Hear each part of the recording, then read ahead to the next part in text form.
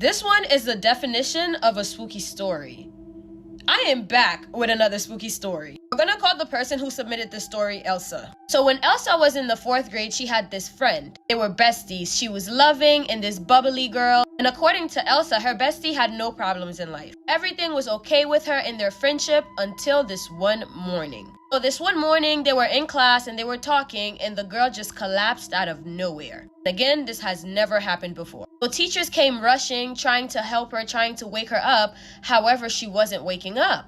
She looked as if she was asleep as she was still breathing. 30 or 45 minutes later, she wakes up. And when she woke up, she was in fear, panicking, and everyone around her is confused. So much so that she started to scare Elsa. Eventually, she calmed down and was able to express what was going on. The best friend said that she saw a young girl sitting next to Elsa, staring at her. At this point, Elsa is full on panicking. Her heart drops. Because what? And at that point, Elsa understood that somebody had sent something to go after her. Anyway, her best friend winds up getting sent home. Now fast forward to the following day. She comes back to school, everything is normal. She seems like she's back to her regular self. Everything was going great until after school. Everybody was outside, they were playing, and she just fell down. This time, she didn't faint, she just fell, and her legs, she just couldn't move her legs. Her lower body was pinned to the ground while she had full mobility with her upper half. Elsa runs to the teachers to go get help, and one of the teachers managed to pick her up and she was taken to the principal's office. And they started questioning her like, what is going on? And the girl, the bestie, was afraid to answer. She said that there's a little girl haunting her, standing next to her, telling her not to answer the principal's questions. The only thing that she revealed was that the little girl was the one that was pinning her feet to the ground. That is why she couldn't move her legs. That's the only thing she said, and then she remained quiet for the remaining of the time until her mother came and picked her up. The next day in the assembly, she went up and she just looked exhausted. She started telling everyone what happened to her the moment she got home. She said she got home, got started on her homework, and went outside to play with some of her friends. All of a sudden, the little girl came back, but this time, she was angry. She looked so upset, and this little girl stared at her and reached out to her as if she was trying to touch her. And suddenly, she felt her heart being pulled out, and then once again, she collapsed. And when she woke up to her mother crying. She didn't understand why her mother was crying, but when she looked down, she saw her body laying on the floor, and she realized that she was in spirit form. She had left her body, and the little girl that was haunting her was still there. And this little girl is staring back. As she's staring at her, the little girl is smiling. Then she starts crying and weeping like she doesn't understand what is going on. And the little girl that was haunting her lifted her soul because she is now no longer in flesh. She took her up to the clouds and made a star. And down she could see the village from up where she was, but no one could see her. Then she dropped her soul down to earth, to which she went back into her body. And when she opened her eyes, her mom was happy. Then her mother told her that she in fact stopped breathing and moving, so she thought that she was unalived. She also said that the little girl that was haunting her kept on mentioning Elsa specifically, as the spirit wanted her to harm Elsa, and she was pissed because she refused to hurt her best friend. Well, needless to say that Elsa and her other friend had to transfer out of the school because her parents were worried about her safety. Alright guys, that is it. That is all. Thank you guys so much for watching this video. Make sure you subscribe to my YouTube channel and follow me on Instagram if you're not already, just to show me that it's real, duh. I love you, my abducted humans, and I will see you in the next video. Wait. I need some questions answered, honey. Cause why did she want her to hurt Elsa? You feel me?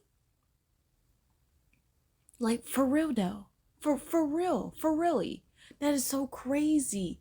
That almost sounds like that other story, low key, with the kid that was in school and something, they just had a moment and everybody was scared, and they was like, called the aunt, and the aunt came, and the ants, y'all remember that story with the ants? Oh girl, because the ants, the kid then stepped on the ants, and the ants was like, okay, bet, we're gonna get back at you. That low-key sound like that story, because it's just like, what is going on? What do you mean the girl saw the evil little girl beside Elsa. Like, who did put something on Elsa? Like, how are these related? How the little girl and the best friends related? That's what I'm missing from that story, because it needs to all connect. Like, this little girl is tormenting this girl low-key to get her to torment the other little girl. Like, it's so confusing. And why did both of the girls leave the school? Like, why wouldn't just one? You know what I'm saying? Why wouldn't the girl who's seeing the evil little girl just, leave and, save her friend by not being her friend anymore? You feel me? And it's low-key sound like she said that Elsa knew what was going on. Like, I need Elsa's side of the story. Like, does this happen often? Like, who is this little girl?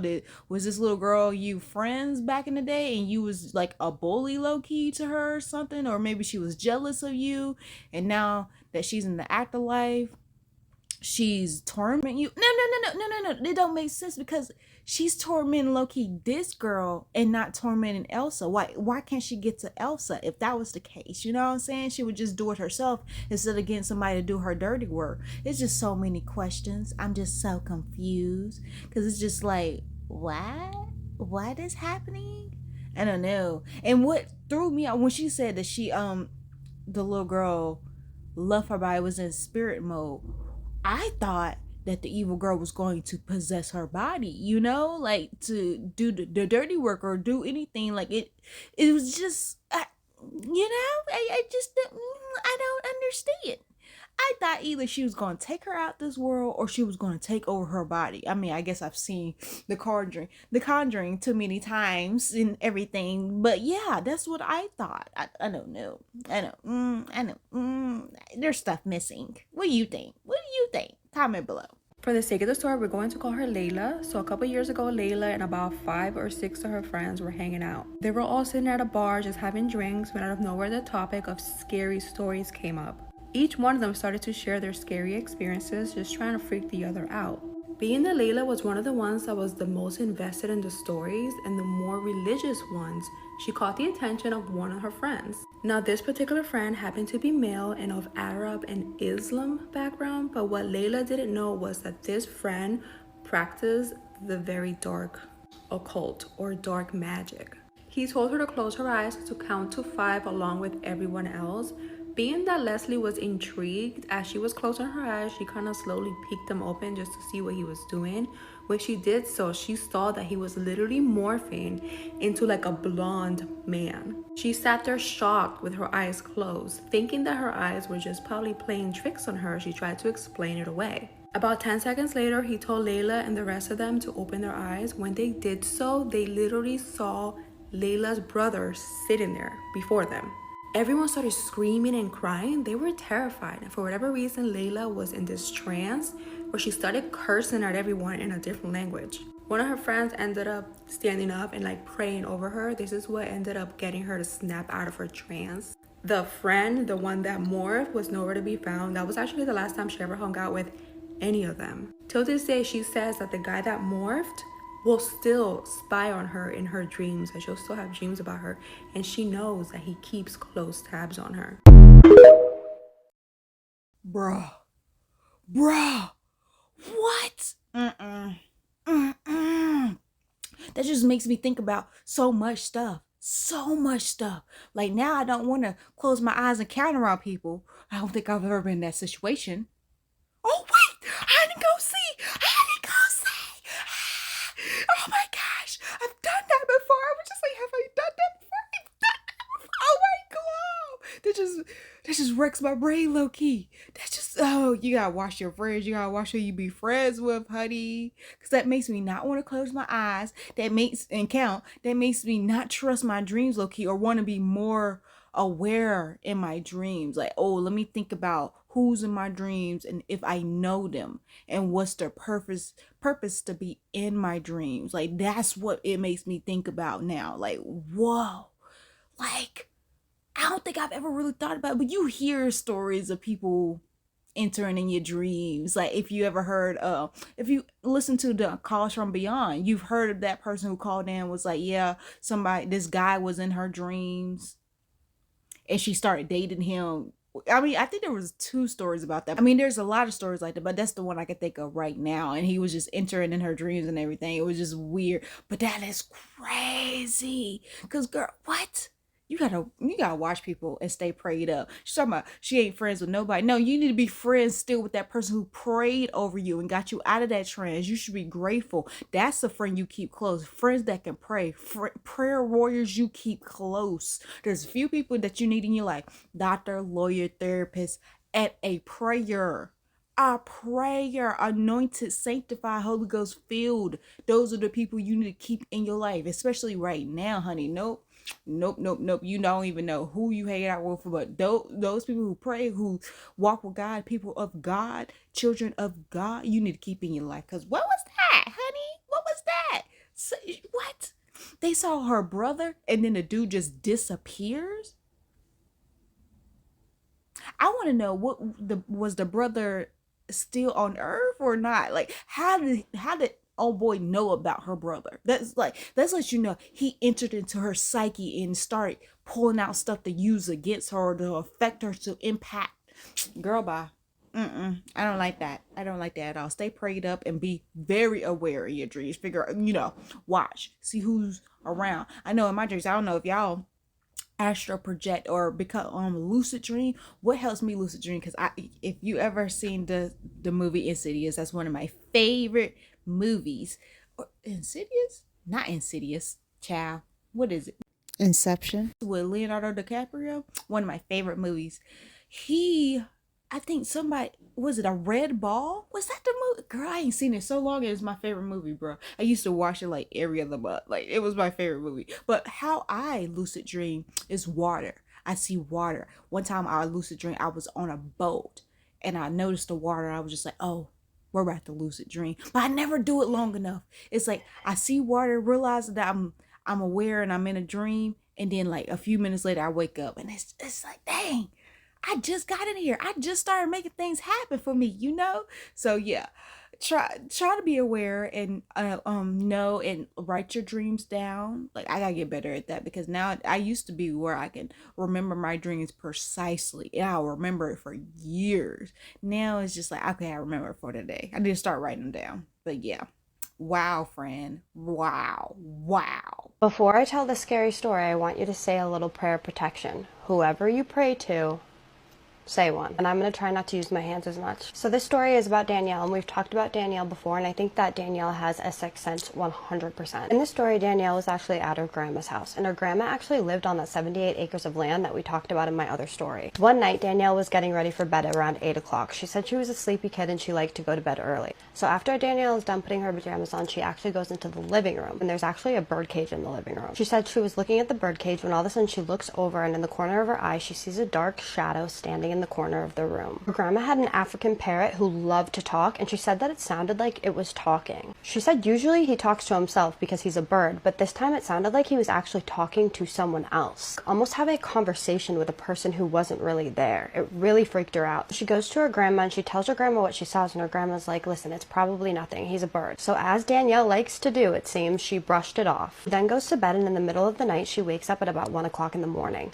and she can't move, but she knows that she's awake. She can move her eyes, but nothing else. She said that she was a little confused, and she's looking around the room, and she sees that it's really dark, but she notices that there's a part of the room that is extra dark. She starts to get really freaked out that she can't move, and she's like, what is going on? When all of a sudden she looks over and she sees a figure of a tall man, like 15 feet tall, she says. He's wearing a black trench coat and a top hat. The man then slowly starts walking over towards her, and he is tall. So he is a skinny, tall man walking towards Danielle. She can't move, she can't scream, she can't do anything. Then leans over and he whispers in her ear, and she said it was in a voice that she had never heard before, like the weirdest sounding voice she had ever heard. Surprisingly, he whispers in her ear and says, everything is going to be okay. Don't be scared. Remember this date, September 14th. She said that that day was actually September 13th. The next day would be September 14th. He then just disappears, and Danielle tries her hardest to fall back asleep. This girl has got some guts, man. She can't really fall back asleep, but she does get a couple hours of sleep, and the next morning she wakes up and she tells her grandma. I just want to stop and say that I personally believe that she had a sleep paralysis moment. What happens next really freaks me out because it makes me think that sleep paralysis is real. I keep getting these stories of this sleep paralysis turning into reality. But I digress. The next day, her mom comes and picks her up and she goes home, and what does she do? She wants to go play out in the trees. So she goes outside and she plays in her tree. She's sitting on one of the branches on the tree when all of a sudden she gets this really creepy feeling like something is wrong. All of a sudden, it feels like the branch is giving out a little bit underneath her. She said to keep in mind that this branch was huge and she was only like 75 pounds at the time. So there was no way that she should have been falling down on this branch. All of a sudden she feels a hand on her back and she feels a little push. And then boom, a harder push, and she falls to the ground. Her mom was actually outside. She saw this happen and she called an ambulance. Danielle ended up breaking her collarbone and having to have surgery. So Danielle is in the hospital and they have to give her in order to put her under, in order to operate on her shoulder. She said that she was really scared, but she was in the hospital and she felt like she was out, and all of a sudden she looks in the corner of the room and who does she see? She sees that man again. She calls him the Hat Man. And then she feels like someone is holding her hand and she looks over and it's the Hat Man holding her hand. And in that same voice, he whispers again, Everything is gonna be okay. You are okay. She obviously ended up being okay, but Danielle said that this was not the last time that she saw the Hat Man. She actually saw him multiple times, and every single time she would see the Hat Man, something terrible would happen, like the next day. For instance, she saw him out of the corner of her eye one day, and the next day her family dog that they had had for a really long time passed away. And then another time she saw him out of the corner of her eye, her aunt passed away the next day. So this story sounds creepy to me because of the way that he looks, and I'm a little confused by that. This is obviously a good spirit, we hope, but it sounds like it's some type of like Grim Reaper or something. If you guys have any thoughts on this, please drop it in the comments. My next story is going to be pretty scary. This one was a little lighthearted, so we're going to switch back to a little darker after that. I appreciate your submissions so much. Do not stop sending me your scary stories, you guys. Danielle also has other stories, and her mom has stories too. So if you guys want to hear those, then drop it in the comments, because I feel like this family just has a sixth sense, like the whole family. There's an email in my bio. If you guys want to email me there, that's where you email me your scary stories. My name is Kaisa. I tell scary stories every single day. If you like that, please follow for more. Engage from the bottom up, and I will see you guys in the next one. Love you. Have a spooky night. Honey, look here. Danielle and her family needs prayer. Pray for them. Pray for them. Because, honey, what? That was disrespectful as heck that she changed her voice. I did not like that. It was very scary. I was not ready. Was not ready at all. Like, girl, bye. I gotta get that. Gotta get that voice out my head. Honey, what? You're telling me... Well, what she said about the sleep paralysis being real is wow. Because, you know, you've heard that before. You remember back in the day we had the girl who, I think she was from New Orleans, the light-skinned girl. We've seen a few videos about her when her and her boyfriend was on the FaceTime chat, and she had a mimic. You remember that one? Also the one where she worked in a restaurant that we thought was racist. And she worked there and stuff was happening, and it was like a blast from the past. We remember that. She also was talking about how her sleep paralysis was low-key real. Like, she was experiencing, she was talking about, you remember when she was talking about where she took a nap and her mom was at work and she was sleeping in her dream. It was like, no, you need to figure out how to wake up or you will not wake up in her sleep paralysis or dream or whatever that was. Y'all remember that? So yeah, no. I told you about that time where I was in a sleep paralysis dream or a dream or something, and I just could not breathe, and I felt like I was about to be out of here, and I screamed so loud in my dream that I screamed in real life. Like, yeah, I feel like there's some type of connection, something in her situation, something connected to that figure that she saw. Like, she needs to get covering and protecting and cleanse and something, because it's like, she sounded... Kessa, oh, her name, if I'm pronouncing it right, I just heard it. I low-key can't remember. It's one of those days, child. I just woke up. But she made it sound like that this was a good thing. And I'm just like, is it though? Because some people in my family have this thing, but it's not connected to this person. It's just connected to their dreams. They can have a dream that something's bad about to happen, and it just seems to happen. But the thing is with us, but the people in my family, they pray about it and they pray it away. And, you know, like, pray for protection, pray about it, and it doesn't happen. So I'm just like, maybe, I don't know, because that doesn't sound like a good thing. If every time you see this shadow, something bad happens, how are we correlating the two to be good? Like, how we correlating that to be something good and positive? She's talking about this is lighthearted. How is this lighthearted when she got hurt, when she lost people? Like, what? No. Anytime you hear a story about that figure, you don't hear good things about it. It's not a good story. It's not a good experience. So I don't want anybody to go through that. Not especially not me. Oh, never, honey, never. So it's just like, it's just weird that she got good from that. I don't know. It's something about that. It's something. She gotta look into that deeper. It's deeper than that. Cause girl, maybe I'm no, it's not me. It's not me. No, this is serious. Like, this is not a good thing. This is not a good association. So good relationship. Talking about holding her hand, talking about it's gonna be okay, bro. I feel like you're the reason this happened. Like, who pushed her? Did we ever figure that out? I don't think we asked that question. But still, like, no, it needs a deeper dive. Anyway, like this video, follow all these creators, and subscribe.